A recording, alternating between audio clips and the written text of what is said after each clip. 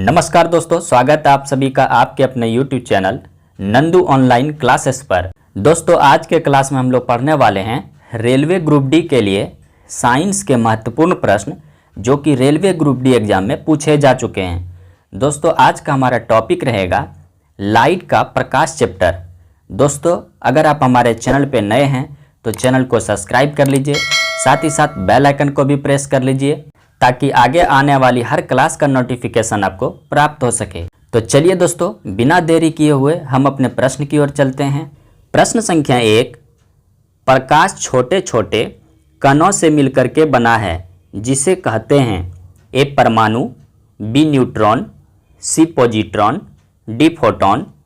इस प्रश्न का राइट आंसर हो जाएगा ऑप्शन नंबर डी फोटोन।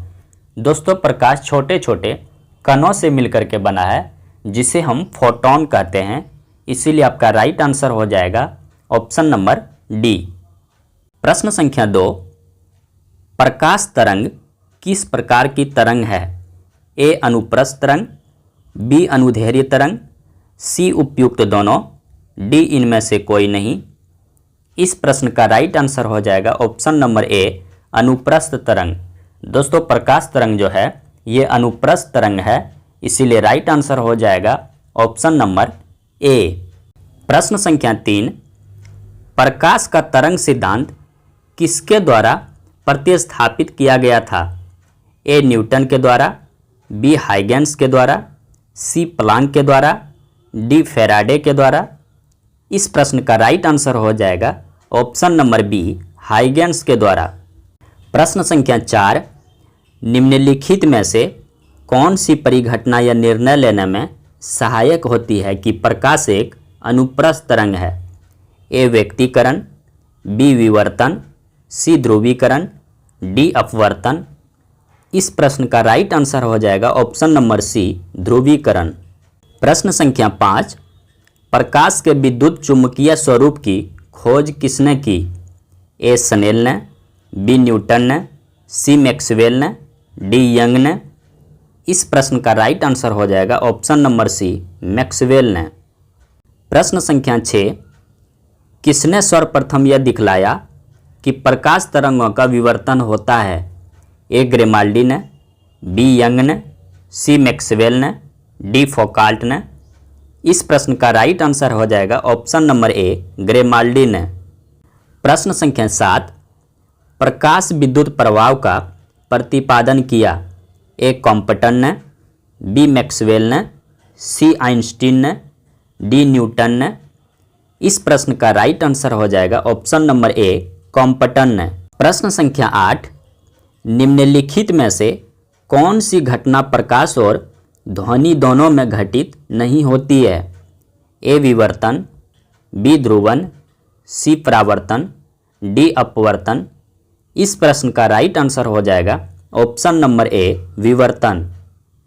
प्रश्न संख्या 9, किसी अवरोध की कोर या किनारे से प्रकाश का मुड़ना कहलाता है? ए विक्षेपण, बी विवर्तन, सी अपवर्तन, डी व्यक्तीकरण। इस प्रश्न का राइट आंसर हो जाएगा ऑप्शन नंबर बी विवर्तन। प्रश्न संख्या 10, निम्नलिखित में से कौन सा सिद्धांत प्रकाश के तरंग प्रकृति की पुष्टि करता है? ए न्यूटन का कणिका सिद्धांत, बी व्यक्तीकरण का सिद्धांत, सी प्रकाश का विद्युत चुम्बकीय तरंग सिद्धांत, डी इनमें से कोई नहीं। इस प्रश्न का राइट आंसर हो जाएगा ऑप्शन नंबर बी व्यक्तीकरण का सिद्धांत।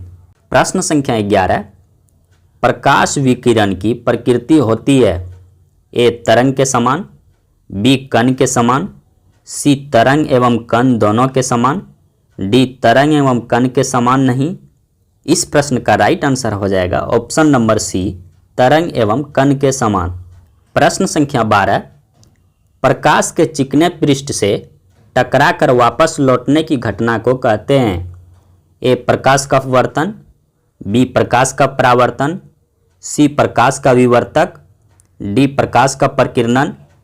इस प्रश्न का राइट आंसर हो जाएगा ऑप्शन नंबर बी प्रकाश का परावर्तन।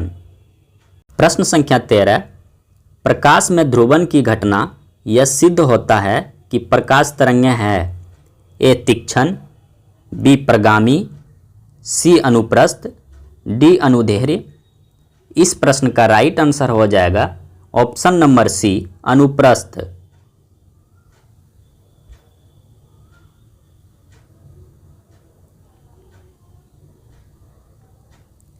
प्रश्न संख्या 14, प्रकाश का वेग किसमें अधिकतम होता है?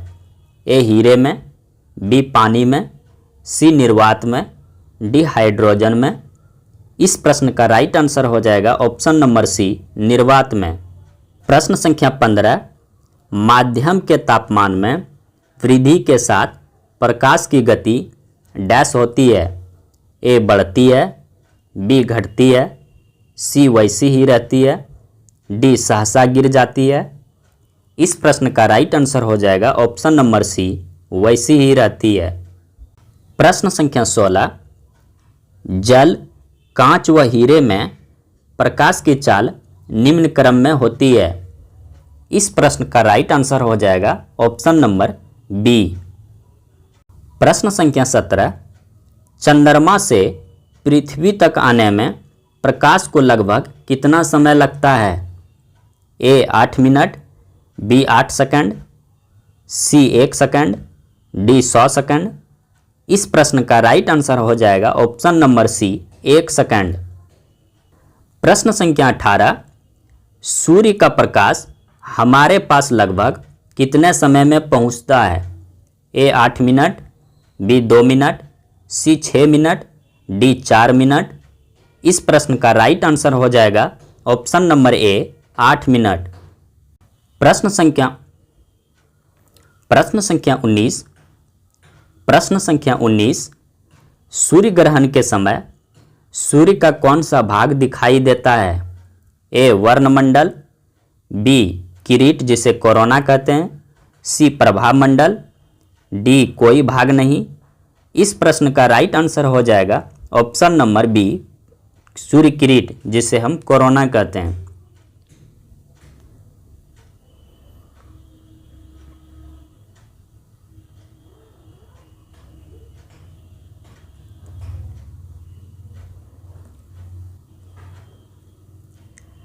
प्रश्न संख्या 20, पूर्ण सूर्य ग्रहण का अधिकतम समय होता है? ए 250 सेकंड, बी 460 सेकंड, सी 500 सेकंड, डी 600 सेकंड। इस प्रश्न का राइट आंसर हो जाएगा ऑप्शन नंबर बी 460 सेकंड।